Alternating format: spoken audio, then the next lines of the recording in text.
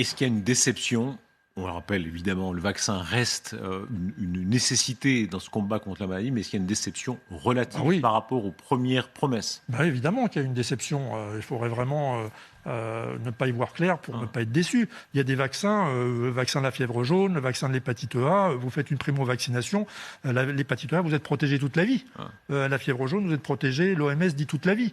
Donc si vous voulez, une injection, une primo-vaccination protégée toute la vie, et là vous êtes protégé, au bout de 6 mois, votre protection, elle tombe à 50% sur le Omicron.